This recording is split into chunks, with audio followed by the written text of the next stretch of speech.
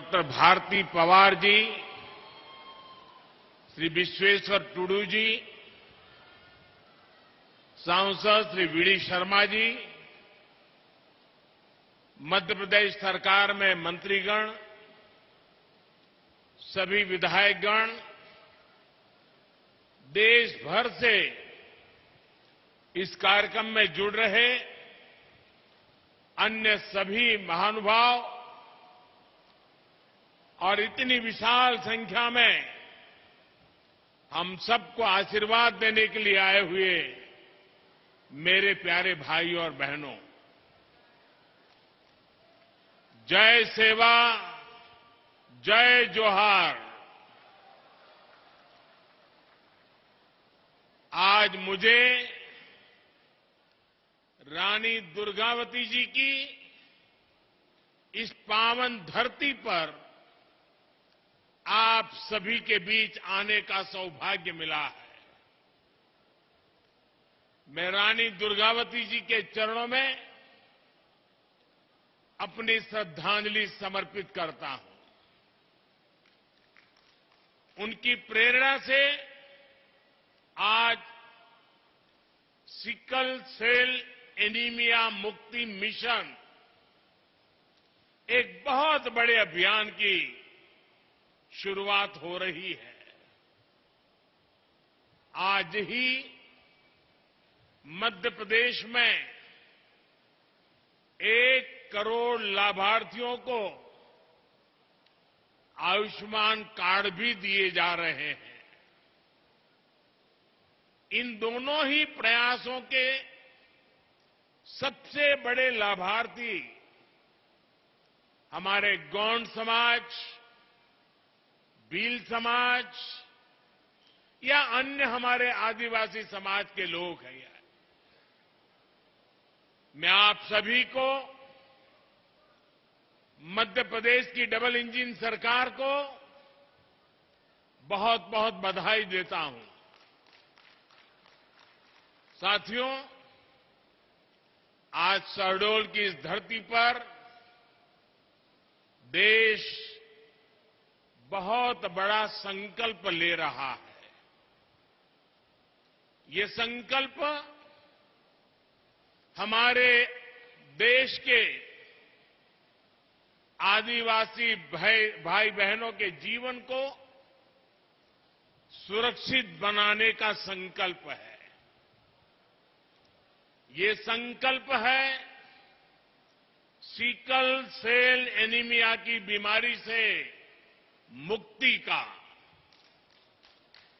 ये संकल्प है हर साल सिकल सेल एनीमिया की गिरफ्त में आने वाले 2.5 लाख बच्चे और उनके 2.5 लाख परिवार के जनों का जीवन बचाने का। साथियों, मैंने देश के अलग अलग इलाकों में आदिवासी समाज के बीच एक लंबा समय गुजारा है। सिकल सेल एनीमिया जैसी बीमारी बहुत कष्टदायी होती है। इसके मरीजों के जोड़ों में हमेशा दर्द रहता है। शरीर में सूजन और थकावट रहती है। पीठ, पैर और सीने में असहनीय दर्द महसूस होता है। सांस फूलती है। लंबे समय तक दर्द सहने वाले मरीज के शरीर के अंदरूनी अंग भी क्षतिग्रस्त होने लगते हैं। ये बीमारी परिवारों को भी बिखेर देती है। और ये बीमारी न हवा से होती है, न पानी से होती है, न भोजन से फैलती है। ये बीमारी ऐसी है जो माता पिता से ही बच्चे में ये बीमारी आ सकती है ये आनुवंशिक है और इस बीमारी के साथ जो बच्चे जन्म लेते हैं वो पूरी जिंदगी चुनौतियों से जूझते रहते हैं।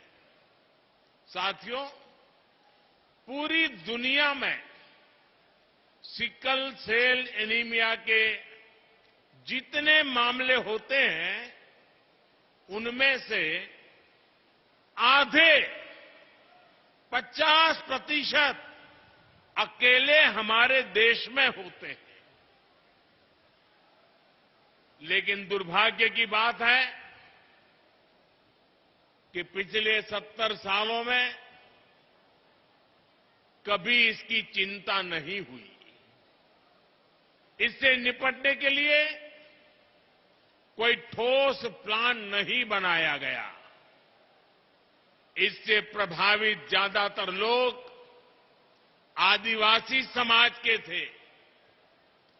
आदिवासी समाज के प्रति बेरुखी के चलते पहले की सरकारों के लिए ये कोई मुद्दा ही नहीं था।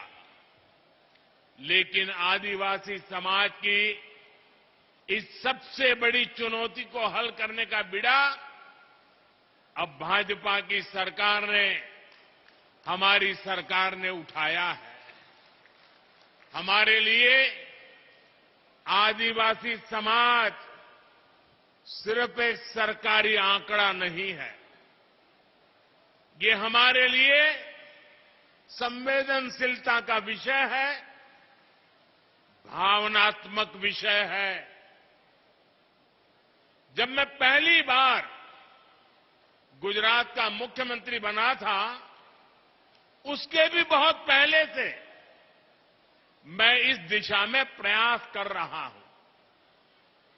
हमारे जो गवर्नर है श्रीमान मंगूभाई, आदिवासी परिवार के होनहार नेता रहे हैं। करीब 50 साल से मैं और मंगूभाई आदिवासी इलाकों में एक साथ काम करते रहे हैं और हम आदिवासी परिवारों में जाकर के इस बीमारी को कैसे रास्ते निकले, कैसे जागरूकता लाई जाए, उस पर लगातार काम करते थे। जब मैं गुजरात का मुख्यमंत्री बना, उसके बाद भी मैंने वहां इससे जुड़े कई अभियान शुरू किए।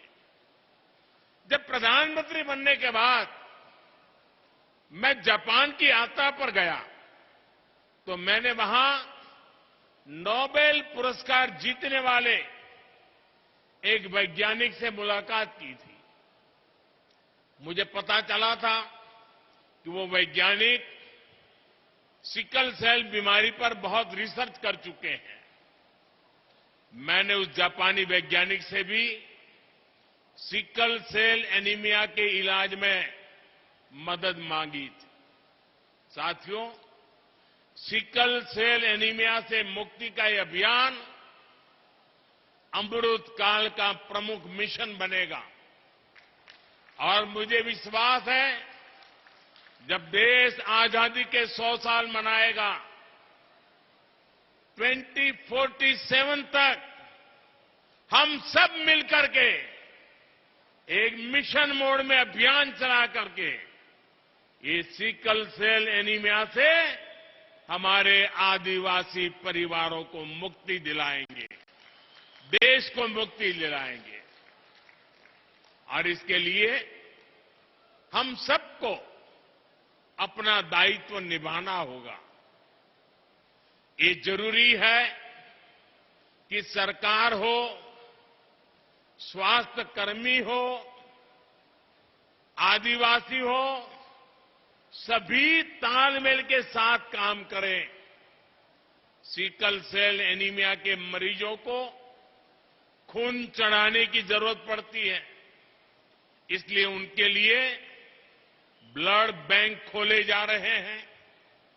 उनके इलाज के लिए बोन मैरो ट्रांसप्लांट की सुविधा बढ़ाई जा रही है। सिकल सेल एनीमिया के मरीजों की स्क्रीनिंग कितनी जरूरी है, ये आप भी जानते हैं। बिना किसी बाहरी लक्षण के भी कोई भी सिकल सेल का कैरियर हो सकता है।